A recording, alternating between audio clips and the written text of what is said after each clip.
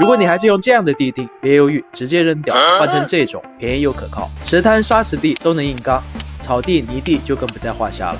很多原配的地钉又短又细，一打就直接弯了，根本不可能拉紧帐篷天幕，来一阵风就把地钉崩飞了，非常危险。相比起来，这种就很可靠，直径10毫米，有小拇指粗，高碳钢材质，非常坚硬，结实耐造。我经常在江边石滩搭天幕，有朋友提问打地钉有什么技巧？其实没有任何技巧，直接硬凿。